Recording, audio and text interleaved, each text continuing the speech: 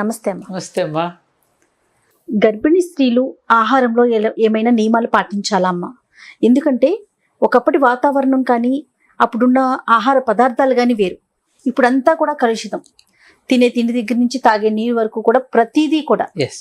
So చాలా doubts అన్నమాట. ఏది తినాలి, ఏది తినకూడదు, ఇది తింటే ఏమైపోతుందో అలాంటి డౌట్లు. ఇదివరకంటే ఉమ్మడి ఫ్యామిలీలు ఉండేవి కాబట్టి ఇంట్లో ఎవరో పెద్దవాళ్ళు ఉండేవారు, చెప్పేవారు. ఇప్పుడు అలాంటి పరిస్థితి లేదు. సో మీలాంటి పెద్దవాళ్ళు ఏదైనా సలహా ఇస్తే బాగుంటుంది అనిపించింది నాకు. ఒకటి చేయొచ్చు అని. ఇప్పుడు నేను డాక్టర్ని కాదు యాక్చువల్గా, అసలు ఎవరు డాక్టర్లు కానక్కర్లేదు ఇలాంటి విషయాలు. అనుభవం అదే అనుభవం. రెండోది ఏంటంటే గర్భిణీ స్త్రీ ఆహారం గురించి అన్నావు కాబట్టి ఎవరి శరీర తత్వం వాళ్ళదే. ఎట్లయితే మనిషిని పోలిన మనిషి లేడో, మనిషి శరీర తత్వాన్ని పోలిన శరీర తత్వం ఉండదు. ఎవరి తత్వం వాళ్ళదే. అందుకే హోమియోపతిలో చూడు, అందరికీ ఒకే రకం మంది ఇవ్వరు. ఒకే వ్యాధికి ఒకే రకం మంది ఉండదు. వాళ్ళకి నీ మానసిక స్థితిని బట్టి, నీ తత్వాన్ని బట్టి మందిస్తారు. అప్పుడే పనిచేస్తున్నది. అలాగే బిడ్డ లోపల బిడ్డ పెరుగుతూ ఉన్న కొద్దికి వాడికి ఏది కావాలో ఆ శిశువు వాడు ఇండికేషన్ ఇస్తూ ఉంటాడు. అందుకే డాక్టర్ దగ్గరికి వెళ్ళగానే ముందు నాలుగు చూపించాడు. నాలుకే మనకి ఇండికేటర్. నాలుకను బట్టి కళ్ళు చూసి చెప్పేస్తాడు డాక్టర్ ఏ వ్యాధి అయినా. ఇవాళన్నీ మిషన్ల మీద ఆధారపడుతున్నారు. అయితే ఈ ఆహారం విషయంలోకి వచ్చేసేసి అన్ని రకాల పోషక విలువలు కలిగిన ఆహారం ఏది ఉందో, ఆకుకూరలు కానీ, అలాగే పాలు, అలాగే మంచి బీరకాయ, సొరకాయ, మంచి అన్ని కూరగాయలు అన్నీ మంచివే కదా. దాన్ని సమపాళ్లలో తీసుకోవడం మంచిది. ముఖ్యంగా ప్రతి గర్భిణీ స్త్రీ తప్పకుండా ముందు అమ్మ వాళ్ళు చెప్పేవారు, మొదటి ముద్దలో స్వచ్ఛమైన ఆవు నెయ్యి అయితే మరీ మంచిది. ఆ మొదటి ముద్దలో ముందు నెయ్యి వేసుకుని తినమనేవారు. ఎందుకంటే ఆవు నెయ్యి చాలా జ్ఞానాన్ని కూడా ఇస్తుందిగా, బుద్ధి కుశలతను పెంచుతుంది, మంచి వాక్కు ఉంటుంది, ఇవన్నీ ఉంటాయి. అందుకని ఆహారం అనేటటువంటిది బిడ్డ కోరుతాడు. అందుకే చాలా మంది చూడు, అమ్మ నాకు అది తినాలనిపిస్తోంది అని. కొంతమంది అయితే అసలు బియ్యం ఏరుతూ మట్టి బిడ్డలు నోట్లో వేసుకుంటారు, శుద్ధ ముక్కలు తింటారు. కొంతమంది అయితే మట్టి వాసన, మట్టి టేస్ట్ ఉంటుంది. అంటే కాల్షియం కూడా బిడ్డకి ఏది కావాలో అది లోపల నుంచి మనకి అనిపిస్తూ ఉంటుంది అనమాట. ఆ అనిపించే దానికి సరిగ్గా మనం తీసుకుంటే ఆ బిడ్డ చక్కగా ఎదిగి బయటకు వస్తాడు. వీలున్నంత వరకు సాత్వికమైనటువంటి ఒక మంచి పోషకాలు కలిగిన ఆహారాన్ని తీసుకోవడం మంచిది. కూరగాయలు, పండ్లు, ముఖ్యంగా పండ్లు. నెలలు పెరిగిన కొద్దికి ఆహారంలో కొంచెం మార్పులు చెప్తూ ఉంటారు మన పెద్దవాళ్ళు. ఎందుకంటే ఇక ప్రసవం దగ్గరకు వచ్చేసరికి ఎటువంటి ఆహార పానీయాలు తీసుకోవాలి, ఎలాంటి రెస్ట్ తీసుకోవాలి, ఎలాంటి పనులు చేయాలని మన పెద్దవాళ్ళు మనకి చెప్తూ ఉంటారు. ఇది ఒక భాగం. అయితే ముఖ్యంగా మనం ఇక్కడ గమనించాల్సింది, ప్రతి స్త్రీ తాను గర్భవతిగా ఉన్నప్పుడే మంచి ఆలోచనలు కలిగి ఉండాలి, మంచి పుస్తకాలు చదవాలి, మంచి వాళ్ళతో స్నేహం చేయాలి, మంచి దృశ్యాలు చూడాలి, మంచి మాటలు వినాలి. దానితో పాటు ఇటు పుట్టింటి వారు, అత్తింటి వారు, కట్టుకున్న భర్త నిరంతరము ఈమెను ప్రేమతో చూసుకోవాలి. ఆ ప్రేమను పంచివ్వాలి. వాళ్ళ దగ్గర ఆ మాటలు ఈ మాటలు చెప్పకూడదు. మనం బిడ్డ ఎదుగుతూ ఉన్న కొద్దీ మనం మాట్లాడే ప్రతి మాట బిడ్డ వింటాడనే స్పృహ మనకు ఉండాలి. వింటాడు కూడా. ఇది సైన్స్ నిరూపించిందిగా. సైన్స్ నిరూపించింది. మన పురాణ గాథల్లో కూడా లీలావతి గర్భంలో ఉన్నప్పుడే ప్రహ్లాదుడు, అభిమన్యుడు, ఛత్రపతి శివాజీ, జిజియామాత శివాజీకి గర్భంలో ఉన్నప్పుడే ఆమె కోట కూడా లెక్కింది, యుద్ధం చేసింది, స్వారీ చేసి అన్నీ చేసి కుమారుడు ఆ విధంగా తయారు చేసుకోగలిగింది. కానీ గర్భంలో ఉన్నప్పుడు స్త్రీ ముఖ్యంగా పాటించవలసినటువంటివి ఏంటంటే, మంచి పచ్చని చెట్లు చూడటం, నీళ్లు, సముద్ర తీరాలకి, నదీ తీరాలకు వెళ్ళి వాటిని దర్శించుకోవటం. అందుకే సీతాదేవి కూడా నాకు మునివాటికలను చూడాలని ఉందండి, ప్రకృతిని దర్శించాలని ఉండి అని అడుగుతుంది రాముడిని. అందుకని ఎప్పుడైతే మునివాటికలకు వెళితే అక్కడ ఆ ఆధ్యాత్మికత అనేటటువంటి ఆ పవర్ ఏదైతే ఉన్నదో అదేమవుతున్నప్పుడు మనకు మంచి ఆలోచనలు పెంచుతుంది. మనం ఎప్పుడైతే మంచి ఆలోచనలు కలిగి ఉంటామో మన పిల్లలకు కూడా అటువంటి మంచి ఆలోచనలే వస్తాయి, అటువంటి తెలివితేటలే వస్తాయి. అందుకే చూడు, వాడికి వాళ్ళ వారసత్వం వచ్చిందండి అని అంటాం. ఎందుకంటాం? ఏ ఆలోచనలతో అయితే మనం ఉంటాం ఆలోచనలు బిడ్డల కోసం. కాబట్టి గర్భవతి స్త్రీ ఈ ఆహార నియమాలతో పాటుగా ఇవి ముఖ్యంగా అనుసరించాలి. మనసును ప్రశాంతంగా ఉంచుకోవాలి. ముఖ్యంగా భర్త చాలా ప్రేమను పెంచాలి. ఏది పడితే అది ఆ సమయంలో మాట్లాడకూడదు. అందుకని ఆ సమయంలో ఎక్కడ ఎవరు ఏం మాట్లాడతారో, ఏ శారీరక శ్రమకి అమ్మాయిని గురి చేస్తారు. అందుకే కదా 6-7 మాసాలు రాగానే పుట్టింటికి ఎందుకు తీసుకువెళ్ళిపోతారు? ఆ పుట్టింటికి తీసుకువెళ్ళిపోతే పాపం ఆవిడ ఏది కోరితే అది చేసి పెడతారు. అక్కడైతే కొంచెం విశ్రాంతి దొరుకుతుంది. కానీ పూర్వీకులు బహుశా అందుకే పెట్టారు. ప్రతి ఆచారానికి వెనుకాల ఎంత ఆలోచించారు జయ. అసలు నాకు తెలుసు కదా, మేము అప్పుడు ఇట్లా 7వ మాసం అట్లా వెళ్ళినప్పుడు మా పక్కింటి పిన్ని, మా వదిన, ఆ వదిన, ఈ వదిన, మా ఇంకో పిన్ని, ఇంకో పెద్దమ్మ, మా చిన్న నాయనమ్మ, వీళ్ళందరూ మధ్యాహ్నం ఇంటికి వచ్చేసేవారు. తల ఒక బాక్స్లో ఏదో పట్టుకొచ్చేవారు. అందరి ఇళ్ళలో జరిగేదే ఇది. పల్లెటూళ్ళలో ఇప్పటికైనా వెళితే కనుక పుట్టింటికి వెళితే వాళ్ళ అమ్మాయి ప్రసవానికి ఇంటికి తీసుకొచ్చారంట అని చెప్పి తలా ఒక పదార్థం తీసుకొస్తారు. అందుకే కదా సీమంతం రోజున కూడా చూడు వేడుక చేస్తారు. అమ్మ మేము కూడా అలా అందరం కూడా ఫస్ట్ ఇష్యూ అయితే అమ్మాయి కంగారు పడుతుంది. ఎందుకంటే ఆ రోజుల్లో మళ్ళీ పునర్జన్మ కింద లెక్కేసేవారు. తల్లి ప్రసవించడం అంటే మళ్ళీ పునర్జన్మ అనుకునేవారు. అప్పట్లో ఇన్ని సౌకర్యాలు లేవుగా, మంత్రసానులే వచ్చేవారు. వాళ్ళు అందరినీ కూడా వీళ్ళు ఇళ్లలో ప్రసవించిన వాళ్ళేగా. మా అమ్మలంతా కూడా ఏ హాస్పిటల్లోనూ కనలేదుగా వీళ్ళు. కాబట్టి ఆ ధైర్యవచనాలు పలుకుతూ, గాజులు ముఖ్యంగా తొడుగుతూ, ఆ గాజులు తొడగడం వల్ల, ఈ గాజులు అప్పుడప్పుడు ఇలా సవరించుకోవడం వల్ల ఆ గాజుల యొక్క శబ్దాన్ని లోపల బిడ్డకి ఒక మానసికమైన సంతులనాన్ని కలిగిస్తుంది. అమ్మ యొక్క ఈ శబ్దాన్ని వింటున్నప్పుడల్లా వాడికి ఒక ధైర్యం. ఈ గాజులు ఈ నరాలని ఎప్పుడు కూడా ఇట్లా సవరించుకోవటం వల్ల ఆ గర్భసంచికి ఈ నరాలకి కనెక్టివిటీ ఉంది. కాబట్టి ఆ నెలలు వెచ్చున్న కొద్ది కూడా గర్భం నెమ్మదిగా విచ్చుకుని బిడ్డ బయటికి రావడానికి కావలసిన ఒక వాతావరణం ఏర్పడుతుంది. అందుకని అప్పుడు న్యాచురల్ డెలివరీస్ ఉండేవి. ఇప్పుడు న్యాచురల్ డెలివరీస్ చాలా తక్కువ అయిపోతున్నాయిగా. ఎందుకంటే పిల్లలకి ఓపిక ఉండట్లేదు, వాళ్ళకి ఓర్పు ఉండట్లేదు, నొప్పులు భరించలేకపోతున్నారు. ఆ బిడ్డ కూడా స్ట్రగుల్ అయి బయటకు వస్తాడు. ఆవిడ అంత స్ట్రగుల్ అవుతుంది. ఎప్పుడైతే అంత స్ట్రగుల్ అయి బిడ్డను భూమి మీద పడేస్తుందో, ఎప్పుడైతే అంత స్ట్రగుల్ అయి తన భూమి మీదకి వస్తాడో, జీవితంలో స్ట్రగుల్ అవ్వటం కూడా నేర్చుకుంటాడు. అంటే ప్రకృతిలో మనం చేస్తున్న వికృత చేష్టలు అనమాట. వాడెవడో ఒక పురుగు పాపం బయటకు వస్తాడు, అయ్యో అదంత కష్టపడి బయటకు వస్తుంది కదా అని హెల్త్ లాగాడంట, దాన్ని చచ్చిపోయింది, నలిగిపోయింది. ఇప్పుడు బిడ్డలు కూడా అంతే, సహజంగా అది ప్రసవిస్తుంది, నువ్వెందుకు మధ్యలో వెళ్ళిపెడతావు? ఉంది కదా. అట్లా ప్రకృతిలో మనం వికృతమైనటువంటి చేయడం వల్ల వ్యతిరేకంగా వెళ్ళడం వల్ల ఇబ్బందులు పడుతున్నాం. అట్లాగే తల్లుల్ని కూడా ముఖ్యంగా పుంసవన సంస్కారం అని ఒకటి ఫస్ట్ మనకు మొదటి సంస్కారం అదే. 3వ నెల వచ్చినప్పుడే కొన్ని పదార్థాలు తిప్పతీగ, మర్రి చివుళ్ళు ఏవో వాడి వాసన చూపించి మంత్రపూర్వకంగా గర్భాన్ని శుద్ధి చేస్తారు ముందు, మంత్రపూర్వకంగా. ఆ తర్వాత మనకి 5వ నెల కానీ 7వ నెల కానీ సీమంతం చేస్తారు. సీమంతం చేసి ఈ గాజులు జడవడం కానీ, ఆ స్నేహితులు బంధువులందరూ ఆవిడకి ఒక మాతృపూర్తి అవుతుంది కదా, ఆవిడని గౌరవించి చక్కగా కూర్చోబెట్టి అందరూ పూలు పెట్టి గాజులు వేసి కావలసిన పదార్థాలు అక్షింతలు వేసి తినిపిస్తే ఆవిడ ఎంత ఆనందపడుతుంది. ఆ ఆనందం ఆవిడ ఒక పెద్ద టానిక్ లాంటిది. ఆ మాతృత్వాన్ని తను పొందుతున్నటువంటి ఆనందాన్ని, ఆ మదర్హుడ్లో ఉన్నటువంటి అనుభూతిని పొందుతుంది కదా.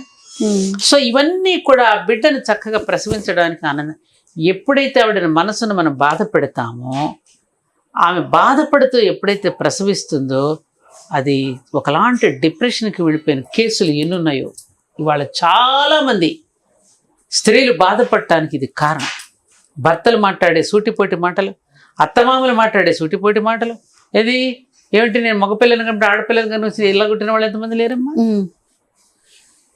కట్నం తీసుకురాలేదు ఇబ్బందులు పెట్టిన వాళ్ళు ఎంతమంది లేరమ్మా? ఎన్ని రకాలుగా బాధ పెట్టిన వాళ్ళు. అందుకని ఆ సమయంలో సంతోషంగా ఉంచటం అనేది చాలా ఫస్ట్. ఈ భోజనాదుల కంటే మంచిది అంటే కూడా మించినటువంటి జాగ్రత్త తీసుకోవాల్సింది. ఆవిడని ఎప్పుడూ సంతోషంగా ఉంచుకోవటం అనేది తప్పనిసరి. నువ్వే గుళ్ళోకి వెళ్ళి అమ్మవారిని పూజిస్తావా? ఒక అమ్మవారికి స్వరూపమైనటువంటి నీ భార్యనేమో నువ్వు అవమానిస్తావా? ఇది ఎక్కడ మ్యాచింగ్ అసలు? ఏమ్మా, నీ ప్రతిరూపాన్ని భూమి మీదకి తెస్తోంది, ఎంత బాగా చూసుకోవాలి వాళ్ళని. అందుకని వ్యాయామం ముఖ్యంగా ఆ తల్లి గర్భిణీ స్త్రీకి తప్పకుండా వ్యాయామం ఉండాలి. వాళ్ళ వ్యాయామం చేయటల్లా మేమందరం కూడా ఆఖరి నిమిషం వరకు డెలివరీ టేబుల్ మీదకి వెళ్ళేంత వరకు బట్టలు ఉతుక్కున్నాం, అన్ని పనులు చేసుకున్నాం. అది న్యాచురల్గా అయిపోయినాయి. ఇప్పుడు అసలు ఆ పరిస్థితి వ్యాయామం కూడా చాలా అవసరం. అందుకని ఆ సమయంలో ఇప్పుడు ఆ వ్యాయామం లేకపోతే ఎటువంటి చిన్న చిన్న టెక్నిక్స్తో ఇవాళ మనం దాన్ని కూడా అధిగమించవచ్చు అనే దానికి కూడా చాలామంది యోగా గురువులు చెప్తున్నారు, నేర్పిస్తున్నారు. మన టెంపుల్లో కూడా ఒక కార్యక్రమం జాయ్ ఆఫ్ ప్రెగ్నెన్సీ, దాంట్లో మన జెస్సీ కూడా వచ్చి చేసింది. ఆ రోజున జయంత్ రెడ్డి గారు కూడా వచ్చారు మన క్షేత్రానికి. ఆ విధంగా వాళ్ళకి ఏమిటంటే అట్లాంటి ప్రచోదనం, అలాంటి ప్రేమను ఆ విధంగా అందివ్వాలి. అందరూ తినిపించేవారమ్మా.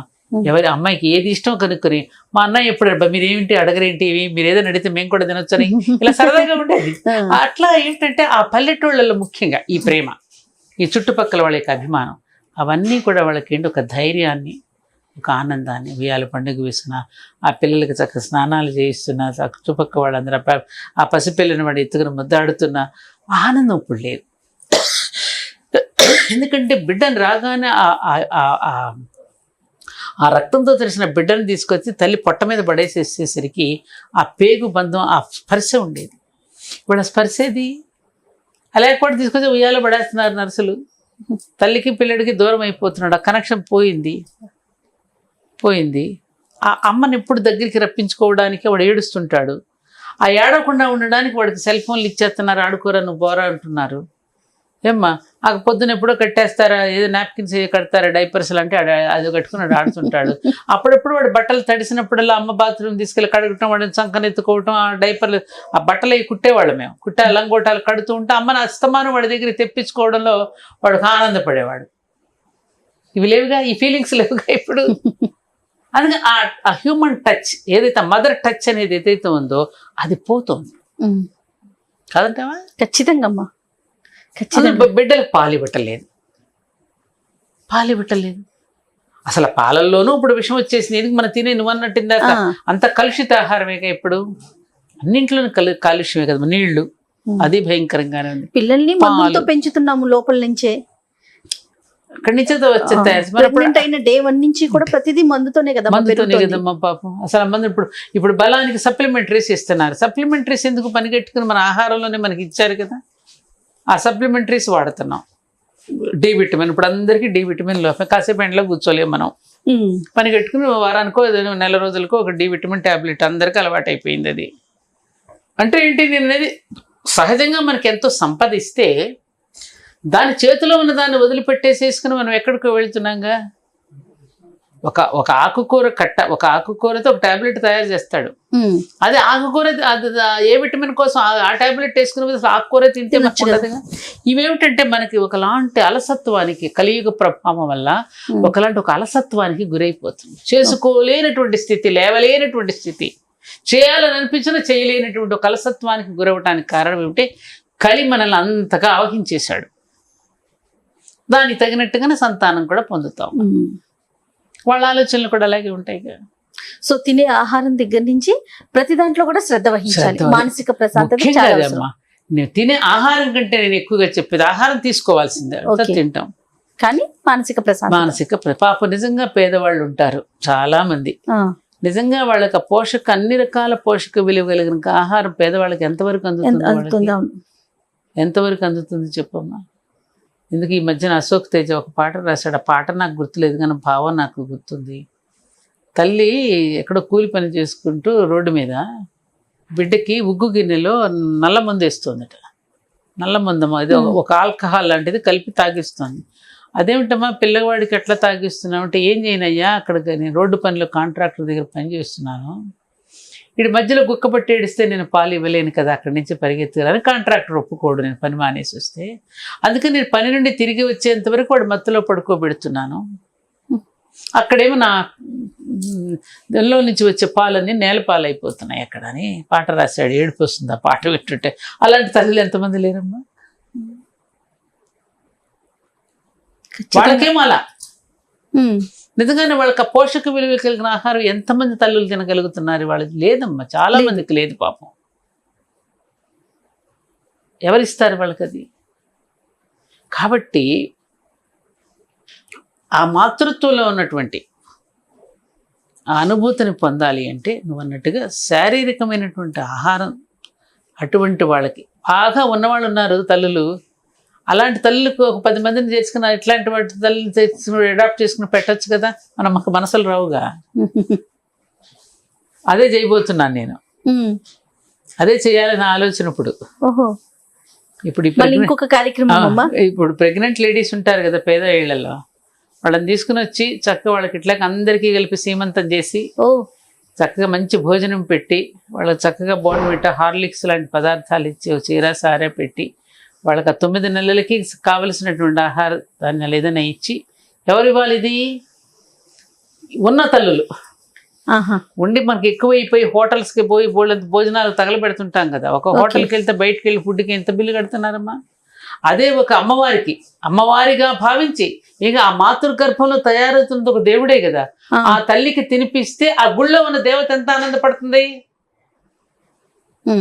ఆ గుళ్ళో ఉన్న దేవతలకు నైవేద్యాలు ఇవి పెట్టే కంటే ఈ దేవతకు నువ్వు తినిపిస్తే ఆ తల్లి నిన్ను ఎంత అనుగ్రహిస్తుంది, ఇంకా ఎంత సంపాదిస్తుంది నీకు. ఇది తీసుకువెళ్ళాలని నా ఆలోచన. చాలా అద్భుతమైన కార్యక్రమం అమ్మ. ఖచ్చితంగా చెయ్యాలి, జరగాలి ఇలాంటివి. ఒకరోజు నేను చాగంటి కోటేశ్వరరావు గారి దగ్గరికి వెళ్ళా, కాకినాడ. అమ్మా సత్యవాణి గారు, మీకు ఒక సంతోషం, మీరు చాలా సంతోషపడతారని మీకు ఒక మాట చెప్తున్నానమ్మా అన్నారు. చెప్పండి గురువుగారు అన్నా. ఆడ గోశాల ఉంది అక్కడ. ఏంటి గురువుగారు అంటే ఆయన ఏం చెప్పారంటే, నేను అందరి ఇళ్లలో పాత పేపర్లన్నీ కలెక్ట్ చేస్తున్నానమ్మా. పేపర్లు ఎట్లా అమ్మేస్తే 100-150 ఇస్తాడు కదా నెల రోజుల పేపర్లకి. నెల రోజుల పేపర్లు 150 రావు, 3 నెలలకో 4 నెలలకు. ఆ పేపర్లన్నీ తెప్పించేసుకుంటే నెలకి 16,000 నాకు తెచ్చి ఇచ్చేస్తారు వాళ్ళు. దాన్ని అమ్మేస్తే 16,000-20,000 డబ్బులు వస్తాయి.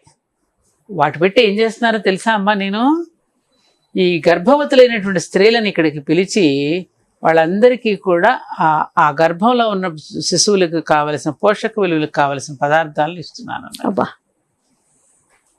అది నేను కూడా చేయాలని ఆలోచన. సూపర్. అప్పుడు కదమ్మా దైవం మెచ్చుకునేది. ఖచ్చితంగా సజీవ విగ్రహారాధనకు చేసినప్పుడే కదా విగ్రహారాధనకి పరమార్థం నెరవేరు. అదేగా నేను మొత్తుకునేది ఇప్పుడు. లేకపోతే విగ్రహం దగ్గర ఎంతసేపు నువ్వు అష్టోత్తరాలు చదువుతావు? సజీవంగా ఉన్న దైవం ఎదురుగా ఉన్నాడు కదా, వాడికి పెట్టు. నువ్వు ఎన్ని లీటర్ల పాలు పోస్తావు శివుడి మీద? ఈ మధ్యన ఫలరసాలని ఈ మీద కొత్తగా మొదలెట్టారు. అన్ని రకాల పళ్ళు రసాలు బాటిల్స్తో తీసుకెళ్తే లింగం మీద పోయటం, విగ్రహాల మీద పోయటం. ఇక రేపు ఆంజనేయ స్వామి ఉంది, చూడు ఎంతమంది పోతారో. ఇది కాదు కదా, ఆ ఫల రసాలు ఈ తల్లులకి ఇవ్వండి, గర్భవతుల్ని ఇవ్వండి, పోషక పదార్థాలు అందించాలి. ఎలా ఉంది ఐడియా? చాలా బాగుందమ్మా. ఇది చేయాలి. అందుకని గర్భిణీ స్త్రీకి మానసికమైన ఆనందాన్ని కలిగించడం, శారీరకంగా పోషక విలువలు కలిగిన ఆహారాన్ని అందించడం, మంచి మంచి కథలు, మంచి మంచి గాథలు తెలియచేయడం, శౌర్యంతో కూడిన గాథలు, ఏది వాళ్ళలో ఒక ధైర్యాన్ని పెంచేటువంటి రాజులు, ఇదే మన చందమామ కథలు లాంటి కథలు, ముఖ్యంగా రామాయణ భారత భాగవత కథలు, ఏ కథలైనా సరే మంచి కథలు వాళ్ళకి చెప్పించాలి. అందుకే చిన్నప్పుడు మనకు ఈ వేసవకాలంలో ముఖ్యంగా ఎక్కువగా ప్రసవాలు ఎక్కువ వేసవకాలంలో అవుతాయి. అవును, పెళ్ళిళ్ళు ఎప్పుడే కదా అయ్యేది. మళ్ళీ వచ్చే సంవత్సరం 2 సంవత్సరం. ఇప్పుడంటే వీళ్ళంతా ఇప్పుడు ప్లానింగ్ చేసుకుంటున్నారు.